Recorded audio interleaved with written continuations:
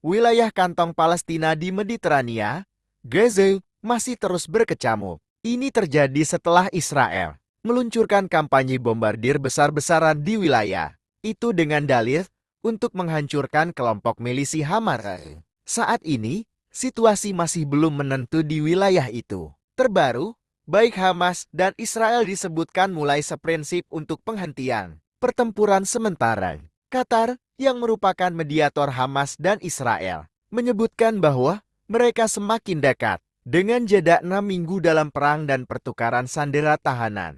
Ini terjadi setelah pejabat Doha bersama Amerika Serikat AS dan Mesir bertemu dengan pejabat intelijen Israel di Paris pada hari Minggu. Usulan itu telah disetujui oleh pihak Israel. Dan sekarang kami mendapat konfirmasi awal yang positif dari pihak Hamas, kata juru bicara Kementerian Luar Negeri Qatar, Majid Al-Ansari, di Washington, Kamis 2 Februari 2024. Sumber Hamas mengatakan kepada AFP bahwa rencana 3 tahap itu akan dimulai dengan penghentian awal pertempuran selama 6 minggu, sehingga akan menghasilkan lebih banyak pengiriman bantuan ke jalur Gaza. Hanya perempuan, anak-anak dan laki-laki sakit berusia di atas 60 tahun yang ditahan oleh militan Gaza yang akan dibebaskan pada tahap tersebut sebagai ganti tahanan Palestina di Israel, kata sumber tersebut, yang meminta tidak disebutkan namanya karena sensitifnya pembicaraan tersebut.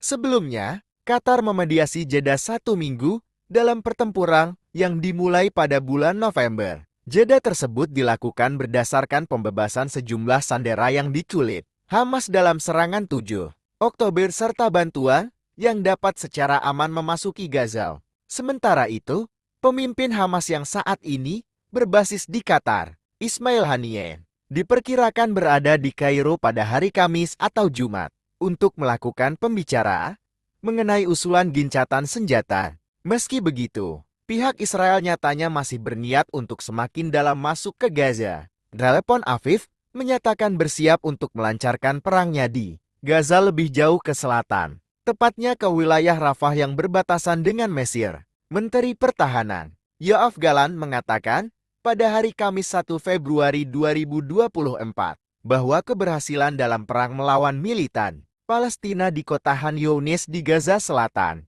tempat Israel melancarkan serangan darat besar-besaran pekan lalu, berarti pasukannya dapat maju ke Rafah. Kami mencapai misi kami di Han Younis, dan kami juga akan mencapai Rafah dan menghilangkan unsur-unsur teror yang mengancam kami, kata Gallant dalam sebuah pernyataan dikutip Reuters. Serangan Israel ke wilayah Gaza dipicu oleh serangan Hamas pada tanggal 7 Oktober terhadap negeri Yahudi itu. Ini mengakibatkan kematian sekitar 1.163 orang, sebagian besar warga sipil. Milisi Gaza itu juga menyandera sekitar 250 orang. Israel mengatakan 132 dari mereka masih berada di Gaza, termasuk sedikitnya 27 orang yang diyakini tewas. Akibat serangan ini, Israel melancarkan serangan udara, darat dan laut.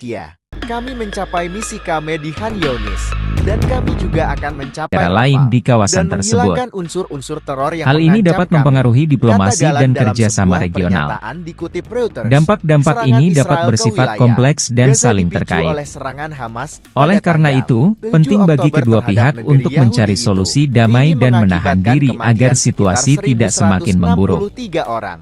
Upaya Sebagian mediasi besar dan warga dialog sipil. antara kedua Milisi negara Gaza serta itu dukungan juga dari menyandera komunitas sekitar internasional 250 dapat membantu orang. mengatasi Israel situasi yang mengatakan semakin memanas 132 ini. dari mereka masih berada di Gaza, termasuk sedikitnya 27 orang yang diyakini tewas.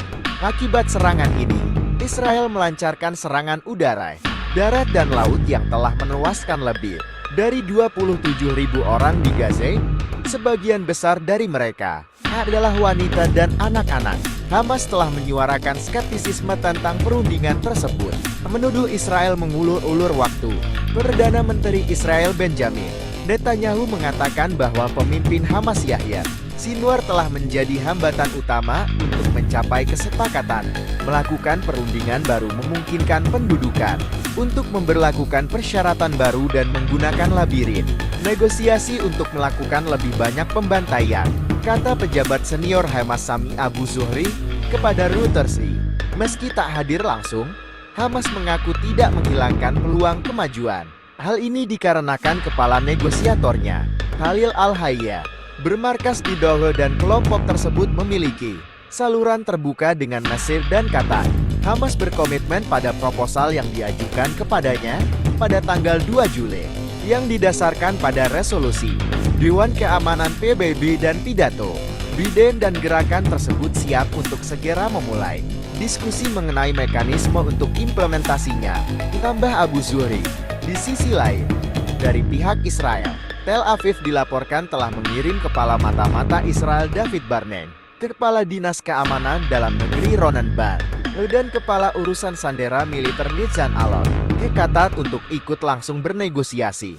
Israel akan mengirim tim negosiasi pada tanggal yang disepakati, yaitu besok tanggal 15 Agustus, untuk menyelesaikan rincian implementasi perjanjian kerangka kerja, kata juru bicara pemerintah David Menchar dalam sebuah pengarahan. Sementara itu, pihak Amerika Serikat AS juga mengirim delegasi negosiasinya ke Qatar untuk negosiasi ini. Washington disebut menugaskan Direktur CEE Bill Burns dan utusan AS untuk Timur Tengah Brett McGurk. Sejauh ini, perundingan perdamaian Israel-Hamas masih terus terhambat dalam beberapa hal. Netanyahu bersikeras bahwa Israel mempertahankan kendali atas jalur perbatasan antara Gaza dan Mesir untuk menghentikan penyelundupan senjata. Perpecahan juga muncul terkait izin bagi orang-orang di dalam Gaza untuk bepergian dengan bebas setelah kesepakatan gencatan senjata